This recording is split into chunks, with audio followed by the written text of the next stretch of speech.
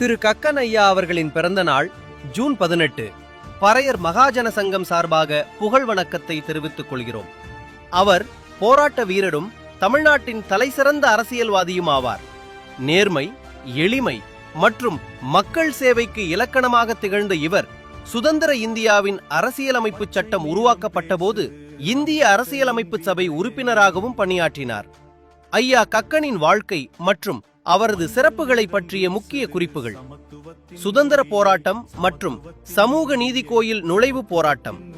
1939ஆம் ஆண்டு ஜூலை 8ஆம் தேதி மதுரை மீனாட்சி அம்மன் கோவிலில் தாழ்த்தப்பட்ட மக்கள் நுழையக்கூடாது என்று தீவிர எதிர்ப்பு இருந்தபோது வைத்தியநாத ஐயருடன் இணைந்து ஐயா கக்கன் துணிச்சலுடன் முன்னின்று கோவில் நுழைவு போராட்டத்தை நடத்தினார்.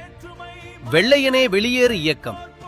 1942ஆம் ஆண்டு வெள்ளையனே வெளியேறு இயக்கத்தில் பங்கேற்று 1.5 ஆண்டுகள் சிறைவாசம் அனுபவித்தார். 2. அரசியலில் வகித்த பதவிகள். அரசியலில் பல உயர்மட்ட பொறுப்புகளை வகித்திருந்தாலும் தனது பதவியை ஒருபோதும் சுயநலத்திற்காக பயன்படுத்தாதவர் ஐயா கக்கன் அரசியலமைப்பு சபை. 1946இல் இந்திய அரசியலமைப்பு சபை உறுப்பினராக தேர்ந்தெடுக்கப்பட்டார். பாராளுமன்ற உறுப்பினர். 1951ஆம் ஆண்டு மதுரை மக்களவை தொகுதியில் போட்டியிட்டு எம்பி ஆனார். தமிழக அமைச்சரவை. 1957 முதல் 1967 வரை தமிழக அமைச்சரவையில் உள்துறை, பொதுப்பணித்துறை, விவசாயம் மற்றும் ஆதி திராவிடர் நலத்துறை அமைச்சராக பணியாற்றினார். எளிமையும் நேர்மையும்.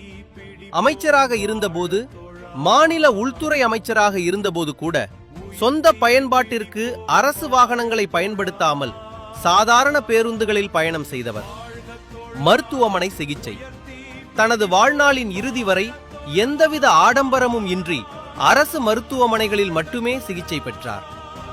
கக்கஞ்சி வாழ்க்கை இந்திய அரசியலுக்கு எத்தகைய நேர்மையான அடித்தளம் தேவை என்பதை உணர்த்துகிறது.